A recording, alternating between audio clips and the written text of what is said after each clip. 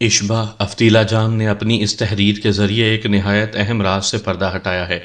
ہم اس شے کے بارے میں جان گئے جو پچھلے 300 برس سے گم تھی اور جس کی تلاش میں کئی نسلوں نے اپنی نیندیں حرام کی ہیں۔ اب ہم بتا سکتے ہیں کہ وہ نیلمان کہاں ہے جو قریباً 3 صدیاں پہلے پرماتما کے محل سے غائب ہوا تھا۔ اشبا نے الجھن زدہ لہجے میں پوچھا، یہ نیلمان کیا چیز ہے؟ افتیلا جام کے شاگرد اشوکا نے آگے بڑھتے ہوئے کہا، محترم سالار، میرا خیال ہے کہ بدھی مان ہاشم آپ کو ٹھیک طرح سمجھا نہیں پا رہے۔ میں آپ کو تفصیل سے بتاتا ہوں۔ اس نے ایک گہرا سانس لے کر اپنی نظریں چمڑے کی تحریر پر مرکوز کیں اور بولا، محترم سالار، جیسا کہ آپ جانتے ہوں گے، اس خطے کا سب سے بڑا دیوتا مگس دیوتا کہلاتا ہے۔ مگس دیوتا کی مورتیاں شہد کی نر مکھی کی شکل میں آپ نے ہماری عمارتوں میں جا بجا دیکھی ہوں گی۔ آج سے کوئی 2000 برس قبل ہماری ریاست کے مرکز یعنی دوارے میں مگس دیوتا کی ایک بہت بڑی مورتی تھی۔ اس مورتی کے پروں کے نیچے 20 آدمی بارش اور دھوپ سے محفوظ رہ سکتے تھے۔ پھر ایک وقت آیا کہ یہ مورتی موسمی حالات کی وجہ سے ٹوٹ پھوٹ گئی اور آخر منہدم ہو گئی۔ اس مورتی کی یادگار مگس دیوتا کی ایک نیلگوں آنکھ کئی صدیوں سے ہمارے پاس محفوظ چلی آ رہی تھی۔ یہ آنکھ در حقیقت ایک ایک نیلے رنگ کا پتھر تھا جس سے پر اسرار روشنی نکلتی تھی۔ اس پتھر کا حجم ایک 5 سالہ بچے کے سر جتنا تھا۔ یہی قیمتی اور نایاب پتھر نیلمان کہلاتا تھا۔ اب سے کوئی 350 برس پہلے یہ پتھر پرماتما کے سفید محل سے اچانک غائب ہو گیا۔ اس کی تلاش میں بے شمار انسانوں نے صحراؤں اور ویرانوں کی خاک چھانی، جنگلوں اور بیابانوں میں جستجو کی، لیکن اسے نہ ملنا تھا نہ ملا۔ او بھگوان! کوئی گمان بھی نہیں کر سکتا تھا کہ وہ پوتر نیلمان ہمارے اس قدر قریب موجود ہے۔ یہ مہاراج افتیلا جام کی شکتی تھی جو نیلمان تک پہنچی اور اس کا کھوج لگایا۔ ہمارے مہاراج عظیم تھے، ان کی بدھی کا کوئی مقابلہ نہ کر سکا اور نہ ہی کوئی کر سکے گا۔ کاش جیون ان سے وفا کرتا اور وہ نیلمان حاصل کر کے اپنے ارادوں کی تکمیل کر سکتے۔ معزز مہمان، چمڑے کی اس تحریر سے انکشاف ہوا ہے کہ ہمارے مہاراج ایک قدیم کتاب سے یہ راز حاصل کر چکے تھے کہ نیلمان آبوک جا یعنی ہانپتے ہوئے کنویں میں موجود ہے۔ اس راز سے پردہ ہٹانے والا ایک بھکشو تھا اور یہی وہ بھکشو تھا جس نے نیلمان پرماتما کے محل کے سامنے ایک ڈیوڑی سے چرایا تھا۔ اس بھکشو کا لکھا ہوا ایک نایاب روزنامچہ مہاراج افتیلا جام کو صدیوں پرانی کتاب سے مل گیا تھا۔ یہ دیکھیے، مہاراج نے اس روزنامچے کے کچھ الفاظ یہاں چمڑے میں منتقل کیے ہیں۔ یہ دیکھیے، وہ بھکشو لکھتا ہے، آخر میں نے اپنی منزل پا لی۔ میں نے ہندو دھرم کو نیچا دکھانے کا جو خواب دیکھا تھا سچ کر دکھایا۔ میرا ساکی مٹی مجھ سے راضی ہوا۔ میں نے نیلمان چرا لیا اور سفید محل سے نکل آیا۔ اب میں پچھلے 3 سورجوں سے جنگل میں بھاگ رہا ہوں۔ میرے پیچھے پرماتما کے سرخ پوش سوار ہیں۔ وہ خونخوار درندوں کی طرح میری تلاش میں ہیں، لیکن میرے پاس انہیں کچھ ملنے والا نہیں۔ ابھی کچھ دیر پہلے میں نے بھاگتے بھاگتے نیلمان ایک گہرے ویران نشیب میں پھینک دیا۔ یہ نشیب دوارے سے 3 فرلانگ شمال کی جانب مغیلاں کے جنگل میں واقع ہے۔ اشبا نے اس تفصیل سے قدرے بیزار ہوتے ہوئے کہا، ہمیں ان باتوں سے کیا لینا؟ آخر ہم وہ پتھر کیوں حاصل کریں؟ سردار ہاشم نے نرمی سے اس کے کندھے پر ہاتھ رکھا۔ ان کی نگاہ اشبا سے درخواست کر رہی تھی کہ وہ اشوکا کی بات دھیان سے سنے۔ اشوکا نے کہا، معزز مہمان، اسے پتھر مت کہیے، وہ ایک مقدس طاقت ہے، اور وہ طاقت جس کے پاس ہو اس کی خوش بختیوں کا کوئی ٹھکانہ نہیں۔ مہاراج نے اس قدیم کتاب کے حوالے سے لکھا ہے کہ دنیا میں صرف ایک انسان ہے جو نیلمان حاصل کرنے کے لیے ابوک جا میں اتر سکتا ہے اور اس کے زندہ واپس آنے کی امید کی جا سکتی ہے، اور وہ ایک عربی دوشیزہ ہے۔ اس عربی دوشیزہ کا قد کاٹ، ناک نقشہ اور اس کے طور اتوار سب کچھ اس قدیم کتاب میں درج ہیں۔ اس کتاب میں لکھا ہے وہ دوشیزہ ایک تنومند شخص سے شادی کرے، پھر ان کا ایک خوبصورت بچہ پیدا ہو۔ یہ بچہ پورے 7 چاندوں تک ماں باپ کی نگاہوں سے اوجھل رہے، تب اس بچے کو بھینٹ چڑھایا جائے اور اس کے سر کو 40 روز تک ڈھلتے سورج کی دھوپ میں سکھا کر اور سن کر رسی میں پرو کر اس کے باپ اپنے گلے میں ڈال لے۔ پھر جب پورے چاند کی رات ہو اور وہ گھڑی آئے جب انسانی سایہ انسانی قد کے برابر ہو جاتا ہے، تو بچے کا باپ اس طرح آبوک جا کے کنارے کھڑا ہو جائے کہ اس کا سایہ کنویں کے اندر پڑتا رہو اور وہ نیلمان کے لیے اس کی تہہ میں اتر جائے۔ صرف یہی ایک صورت ہے اس آسیبی کنویں سے نیلمان کو نکالنے کی۔ اشبا کچھ دیر گہری نظروں سے اشوکا کا سانولا چہرہ دیکھتا رہا۔ شمعدان کی روشنی میں اس کی آنکھوں میں جیسے بھوت ناچ رہے تھے۔ اشبا نے ٹھہرے ہوئے لہجے میں کہا، اب تم کیا چاہتے ہو؟ جواب میں اشوکا گڑبڑا کر رہ گیا۔ اس نے امداد طلب نظروں سے سردار ہاشم کی طرف دیکھا۔ سردار ہاشم بھی خاموش تھے، ان کا چہرہ الجھنوں کی آماج کا بنا ہوا تھا۔ اشبا نے کہا، میں سمجھ گیا ہوں اشوکا، تم چاہتے ہو کہ قدیم کتاب کی شرائط پوری کرنے کے لیے اس عرب دوشیزہ سے ایک بچہ حاصل کیا جائے، پھر اسے اور اس کے بچے کو مختلف عذابوں سے گزارا جائے تاکہ ہم وہ پتھر حاصل کر سکیں۔ یہی چاہتے ہو نا تم؟ اشوکا یکسر خاموش رہا۔ اشبا نے سردار ہاشم کی طرف دیکھا۔ سردار ہاشم، آپ ہی کچھ بولیے، میں کچھ غلط تو نہیں کہہ رہا؟ سردار ہاشم نے ایک طویل آہ بھری۔ اس آہ میں انگنت الجھنیں تھیں اور گہرے اندھیروں کی سیاہی تھی۔ انہوں نے بڑے دھیمے لیکن ٹھہرے ٹھہرے ہوئے لہجے میں کہا، اشبا بیٹا، ہم اس جادو نگری کے باسی ہیں، تم باہر کی دنیا سے آئے ہو، تمہارا دماغ روشن ہے اور تمہاری سوچ ہماری سوچ سے بہت وسیع ہے، تم ہم سے بہتر جان سکتے ہو۔ تاہم میں اتنا ضرور کہوں گا، قدیم کتابوں میں لکھی ہوئی باتوں کو جھٹلانا اتنا آسان نہیں ہوتا۔ جس نے بھی انہیں جھٹلایا نقصان پایا ہے۔ ہم اپنے بزرگوں سے اور ہمارے بزرگ اپنے بزرگوں سے یہی سنتے آئے ہیں، معصوم بچے کی قربانی، اس کی کھوپڑی کو گلے میں آویزاں کرنا اور اس کی ماں کو اندھے کنویں میں اتارنا، یہ سب باتیں بہت عجیب اور ناروا لگتی ہیں، لیکن ہو سکتا ہے قدرت کا کوئی امتحان مقصود ہو۔ قربانی کے بغیر تو کچھ بھی حاصل نہیں ہوتا۔ یہ تو پھر نیلمان ہے، جس کی چاہ میں نسلیں نابود اور زندگیاں برباد ہو گئیں۔ سردار ہاشم کی سوچ اشبا کے لیے کسی طور قابل قبول نہ تھی، لیکن وہ یہ بھی سمجھ رہا تھا کہ ایسی سوچ رکھنے میں سردار ہاشم کا کوئی قصور نہیں۔ وہ دل و جان سے مسلمان تھے اور اپنے علم کے مطابق دینی احکامات پر عمل کی کوشش بھی کرتے تھے۔ مسئلہ یہ تھا کہ 20 برس سے ان کی رہبری کے لیے کوئی یہاں نہیں پہنچا تھا۔ انہیں اسلام کی اصل روح سے ہرگز آشنائی نہیں تھی۔ ایسے میں اگر ان پر تہمات غالب آ رہے تھے تو ان کا کیا قصور تھا؟ نمک کی کان میں سب کچھ نمک ہو جاتا ہے۔ اس جادو نگری میں رہ کر طلسم اور سحر سے اثر قبول نہ کرنا ناممکن ہے۔ اشبا کی آنکھوں میں عجیب سی چمک ابھر آئی اور چہرے پر روشنی سی پھیل گئی۔ اس چمک اور روشنی سے اس کے پختہ عقیدے کی عکاسی ہو رہی تھی۔ اس نے ایک عزم سے کہا، سردار ہاشم، کیا آپ سمجھتے ہیں کہ وہ نیلمان نامی پتھر واقعی اس کنویں میں موجود ہے؟ سردار ہاشم نے کہا، مجھے اشوکا پر پورا یقین ہے، یہ مجھ سے فریب نہیں کر سکتا۔ یہ وہی کچھ پڑھ رہا ہے جو اس چمڑے پر تحریر ہے، اور چمڑے کی تحریر کے مطابق نیلمان اس کنویں کی تہہ میں ہے۔ اشبا کچھ دیر گہری سوچ میں گم رہا، پھر اس نے کہا، سردار ہاشم، اگر آپ اس پتھر کو حاصل کرنا ضروری سمجھتے ہیں تو میں اتروں گا اس کنویں میں۔ اشوکا، ہاشم اور چندا کی ماں کے چہرے پر ایک ساتھ خوف کے سائے پھیل گئے۔ چندا کی ماں ڈرے ڈرے لہجے میں بولی، نہیں بیٹا، نہیں، تم کیوں اترو گے اس قبر میں؟ بالکل نہیں۔ اگر اس میں اترنا اتنا آسان ہوتا تو مہاراج افتیلا جام اب تک انتظار نہ کرتے۔ اگر ان جیسا شخص اس میں نہیں اتر سکا تو تم کیسے اترو گے؟ اشبا اپنے خیر خواہوں کا خوف دیکھ کر مسکرایا۔ اس کے موتیے جیسے دانت مومی شموں کی روشنی میں چمکنے لگے۔ وہ بولا، آپ کا خوف بے معنی ہے۔ مسلمان کا ایمان ہونا چاہیے کہ خدا کی ذات کے سوا کوئی اسے نقصان پہنچا نہیں سکتا اور نہ نفع۔ اگر خدا کی مدد شامل حال ہو تو ہر جادو بے اثر اور ہر وار رائیگاں جاتا ہے، اور انشاءاللہ میں یہ ثابت کر کے دکھاؤں گا۔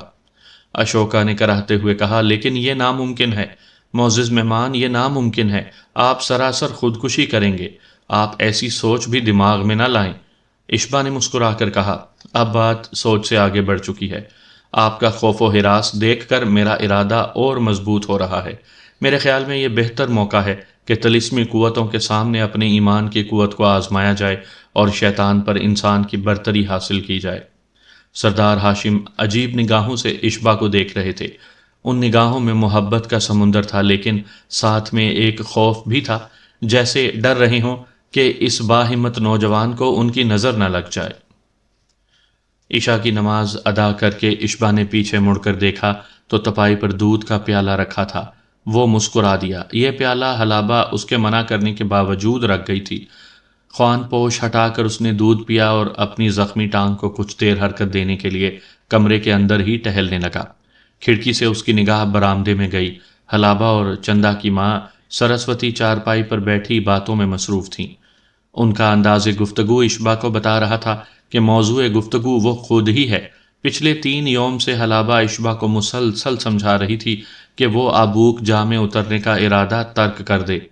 اس کا کہنا تھا کہ وہ تاریک جنگل میں ایسے مناظر دیکھ چکی ہے کہ اب اسے ہر اندیکھی چیز سے خوف محسوس ہونے لگا ہے۔ اس کا اصرار تھا کہ اگر کنویں میں اترنا ضروری ہے تو وہ خود اترے گی، کیونکہ افتیلا جام نے بھی اس کے اترنے کو محفوظ قرار دیا ہے۔ اشبا بھلا اس کی بات کیسے مان سکتا تھا؟ وہ مسلمان تھا اور غیرت مند مرد بھی۔ اس کے ہوتے حلابہ خود کو مشکلوں سے دوچار کیوں کرتی؟ اس کے لیے تو یہ صدمہ بھی بہت تھا کہ وہ اکیلی تاریک جنگل میں چلی گئی تھی اور دشواریوں کا سامنا کرتی رہی تھی۔ وہ ہر اندیشے کو بالائے طاق رکھ کر اور اشوکا کی ہر نصیحت کو رد کر کے آبوک جا میں اترنے کا پختہ ارادہ کر چکا تھا۔ وہ کھڑکی سے ہٹ کر بستر پر لیٹ گیا اور آنکھیں بند کر کے سونے کی کوشش کرنے لگا۔ اتنے میں دروازے پر آہٹ ہوئی اور نسوانی قدموں کی آواز آئی۔ اشبا نے آنکھیں کھول کر دیکھا، سرسوتی اس کے سامنے کھڑی تھی۔ وہ ان چند دنوں میں اشبا اور حلابہ سے بے حد محبت کرنے لگی تھی۔ اس کا نام ہندوؤں والا ضرور تھا، لیکن بستی کے بہت سے لوگوں کی طرح وہ بھی درِ پردہ مسلمان تھی۔ حلابہ کو وہ بیٹی کہنے لگی تھی اور چندا ہی کی طرح اس کا خیال رکھتی تھی۔ وہ اشبا کے پاس بیٹھ گئی اور مامتا کے جذبے سے سرشار ہو کر بے ساختہ اس کے بالوں میں انگلیاں پھیرنے لگی۔ بیٹا، مان لو ہم سب کی بات، ابوک جا کا خیال دل سے نکال دو۔ ہر کسی نے اس پر ناخوشی کا اظہار کیا ہے۔ اشبا اٹھ کر بیٹھ گیا اور مسکرا کر کہنے لگا، لیکن مادر محترم، اب تو سب کچھ طے ہو چکا ہے۔ آپ سب کے کہنے پر ہی میں نے پورے چاند کی رات تک انتظار کرنے کی حامی بھری تھی، جبکہ میرے خیال میں یہ بھی کوئی ضروری نہیں تھا۔ بہرحال اب پرسوں بدر کامل ہے اور میں تمام انتظام مکمل کر چکا ہوں۔ باخدا آپ گھبرائیں نہیں، میرے لیے یہ مہم نہایت آسان ثابت ہوگی، بلکہ میرے خیال میں اسے مہم کہنا بھی مناسب نہیں۔ اچانک سرسوتی کی آنکھوں میں آنسو امڑ آئے۔ وہ چند لمحے خاموش نگاہوں سے اشبا کی بلائیں لیتی رہی، پھر کہنے لگی، نہ جانے کیوں آج مجھے ایک شخص یاد آ رہا ہے۔ وہ بھی تیری ہی طرح جوان اور ارادے کا پکا تھا۔ اس نے بھی کسی کی بات نہیں مانی تھی اور اپنی مرضی کر کے رہا تھا۔ ساری التجاؤں کو ٹھکرا کر اور سارے رشتوں سے منہ پھیر کر اس نے اپنے گھوڑے کی لگام تھامی تھی اور اندیکھے سفر پر روانہ ہو گیا تھا۔ کوئی 20 سال گزرے، ان گنت نگاہیں اس کی منتظر ہیں، مگر وہ لوٹ کر نہیں آیا اور شاید کبھی نہ آئے۔ اشبا نے سرسوتی کے الفاظ پر غور کیا اور کہنے لگا، کہیں آپ عثمان ثقیل کا ذکر تو نہیں کر رہی ہیں، جس نے ایک عرب لڑکی سے شادی کی تھی اور پھر پرماتما کے سرخ پوشوں سے بچ کر بحر ہند کی طرف نکل گیا تھا؟ ہاں، اسی کا ذکر کر رہی ہوں، سرسوتی نے کہا۔ اس کے لہجے میں دنیا جہان کی یاسیت بھری ہوئی تھی۔ اشبا نے ٹٹولنے والی نظروں سے سرسوتی کو دیکھا۔ اے مادر عزیز، لگتا ہے عثمان ثقیل سے آپ کا کوئی قریبی رشتہ تھا؟ سرسوتی کے چہرے پر ایک رنگ سا آ کر گزر گیا۔ ہاں، بہت قریبی تھا اور بہت دور کا بھی۔ یکا یک اشبا کے ذہن میں جھماکا سا ہوا۔ سرسوتی کا نام پوری شدت سے اس کے حافظے میں چمکا۔ اسے یاد آیا کہ اس نے یہ نام اپنے مرحوم باپ کی وصیت نامے میں پڑھا تھا۔ کہاں اور پھر پلک جھپکتے میں اسے سب کچھ یاد آ گیا۔ ہر بات اس کی سمجھ میں آ گئی۔ دیر تک وہ بغیر پلک جھپکائے سرسوتی کا چہرہ دیکھتا چلا گیا۔ وہ اس کے باپ کی منگیتر تھی، وہ عورت جس کے ساتھ بچپن میں اس کا باپ کا بیاہ ہونے لگا تھا، مگر وہ گھر سے بھاگ گیا تھا۔ پھر وہ سرسوتی ہی تھی جس نے رکابت کی آگ میں جلنا سیکھا تھا اور اس کی ماں کے راستے میں قدم قدم پر کانٹے بچھائے تھے، اور جب اشبا اپنے ماں باپ کے ساتھ اس ریاست سے فرار ہوا تھا تو یہی سرسوتی اس کی ماں سے لپٹ گئی تھی اور گھوڑے سے گرانے کی کوشش کرنے لگی تھی۔ اس کشمکش میں پرماتما کے سرخ پوش ان کے پیچھے لگ گئے تھے اور صحرا میں اس جان لیوا تعاقب کی شروعات ہوئی تھی جس کا انجام اس کی ننھی بہن اور والد کی شہادت پر ہوا تھا۔ اب وہ سرسوتی گزرے زمانے کی یاد بن کر اس کے سامنے بیٹھی تھی۔ اس کی عمر 45 برس سے اوپر ہو چکی تھی، مگر چہرہ بتاتا تھا کہ کسی وقت بلا کی حسین تھی۔ اس کی آنکھ کا ایک تل اب بھی آنسوؤں کے عقب میں جھل ملاتا خوبصورت نظر آتا تھا۔ ایکا-ایکی اشبا کا دل چاہا کہ وہ اپنی جگہ سے حرکت کرے اور اس خوبصورت بلا کا گلا گھونٹ کر اسی جگہ اسے جان سے مار ڈالے، ان تمام مظالم کا حساب چکا دے جو اس کے والدین پر روا رکھے گئے تھے۔ مگر پھر اس نے کمال ہمت سے اپنے حیوانی جذبات پر قابو پایا اور اپنے چہرے کو بے تاثر کرنے کی کوشش کرنے لگا۔ وہ ابھی سرسوتی پر کچھ ظاہر کرنا نہیں چاہتا تھا۔ ابھی اس خطے میں کسی کو معلوم نہیں تھا کہ وہ عثمان ثقیل کا بیٹا ہے۔ اس نے بڑے بردبار لہجے میں کہا، کہیں آپ عثمان ثقیل کی منگیتر تو نہیں؟ سرسوتی نے ندامت سے نگاہیں جھکا لیں۔ ہاں، میں ہی وہ بد نصیب ہوں، میں ہی وہ کنواری بیوہ ہوں جس کے مقدر میں ازل سے رونا لکھ دیا گیا ہے۔ سرسوتی کی بات پر اشبا حیران رہ گیا۔ اس نے پوچھا، تو کیا آپ نے، میرا مطلب ہے آپ کی تو شادی بھی نہیں ہوئی تھی؟ سرسوتی نے کہا، شادیاں تو دل کے مندر میں ہوتی ہیں، اور دل کے مندر میں میری شادی ایک بار ہو چکی ہے۔ اشبا نے کہا، میں کچھ سمجھ نہیں پا رہا، اگر آپ کی شادی نہیں ہوئی تو چندہ؟ سرسوتی نے کہا، چندہ میری سگی بیٹی نہیں، میں نے اسے ماں بن کر پالا ہے۔ اشبا کو اپنے سامنے اس روتی آہیں بھرتی عورت کی کچھ سمجھ نہیں آ رہی تھی۔ ابھی کچھ دیر پہلے اسے اس پر بے انتہا غصہ آیا، اور اب نہ جانے کیوں اسے اس پر ترس آنے لگا تھا۔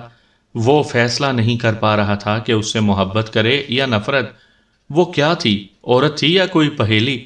اگر وہ سچ کہہ رہی تھی تو اس کا مطلب تھا اس نے اپنی حسین و جمیل جوانی ایک ایسے شخص کے نام برباد کر دی ہے جو اس کا کچھ نہیں لگتا تھا اور جسے کبھی لوٹ کر واپس نہیں آنا تھا۔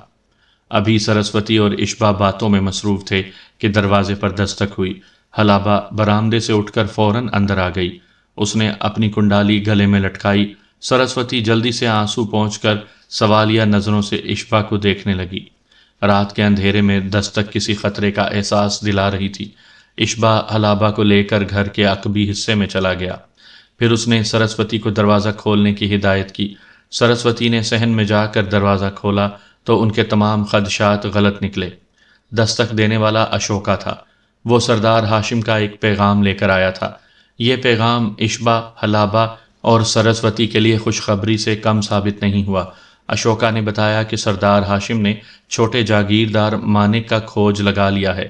وہ بیمارستان میں زیر علاج ہیں اور اب ان کی حالت بہت بہتر ہے۔ چند روز میں انہیں بیمارستان سے فارغ کر کے قید خانے میں بھیج دیا جائے گا۔ اشبا نے زیر لب خدا کا شکر ادا کیا۔ مانک کی خیریت کے بارے میں پچھلے چند روز سے وہ بے حد پریشان تھے۔ حلابہ کے چہرے پر بھی خوشی کی لہر دوڑ گئی۔ اس نے گلے سے کنڈالی اتار کر دیوار سے لٹکائی اور بھاگتی ہوئی دروازے سے باہر نکل گئی۔ اشبا سمجھ گیا کہ وہ تہہ خانے میں چندہ کو خوشخبری سنانے گئی ہے۔ وہ جس بے ساختہ انداز میں چوکڑی بھر کے کمرے سے نکلی تھی، اس نے اشبا کو زیر لب مسکرانے پر مجبور کر دیا۔ عجیب الڑپن اور دوشیزگی تھی اس کے انداز میں۔ اشبا کی نگاہوں میں جیسے بچپن کا کوئی بھولا بسرا منظر تازہ ہو گیا تھا۔ سرسوتی بھی حلابہ کے پیچھے ہی پیچھے باہر نکل گئی۔ اشوکا اور اشبا اب کمرے میں تنہا تھے۔ اچانک اشبا نے محسوس کیا کہ اشوکا کی تیز چمکیلی پراسرار آنکھیں اس کے چہرے پر جمی ہوئی ہیں۔ اس نے ان آنکھوں میں جھانکا۔ ان آنکھوں میں وہی التجا تھی جو پچھلے چند روز سے اسے اپنے ہر خیر خواہ کی آنکھوں میں نظر آ رہی تھی۔ اشبا اس التجا کو سنتے ہوئے بھی سن نہیں رہا تھا، سمجھتے ہوئے بھی نہیں سمجھ رہا تھا۔ آخر اشوکا کو کہنا پڑا، معزز مہمان، مجھے معلوم ہے آپ ناراض ہوں گے، لیکن میں چپ نہیں رہ سکتا۔ میں آخری بار آپ سے بنتی کرتا ہوں، آپ ابوک جانے کا خیال دل سے نکال دیں۔ آپ اس اندھیارے میں قدم نہ رکھیں جس کے بارے میں آپ کچھ نہیں جانتے۔ آپ جادو اور سحر کی کالی قوتوں سے ٹکرانے کا ارادہ ترک کر دیں۔ اسی میں آپ کی بھلائی ہے اور ان سب کی بھلائی ہے جو آپ سے محبت کرتے ہیں۔ ناراض ہونے کے بجائے اشبا ہلکے سے مسکرا دیا اور بولا، اشوکا، تمہارا علم کچھ اور کہتا ہے اور میرا علم کچھ اور۔ تم اپنی جگہ سچے ہو اور میں بھی جھوٹا نہیں۔ وقت کا انتظار کرو، وقت ہر شے کو روز روشن کی طرح عیاں کر دے گا۔ اشوکا نے نہایت مایوس نظروں سے اشبا کو دیکھا اور سر جھکا کر واپس لوٹ گیا۔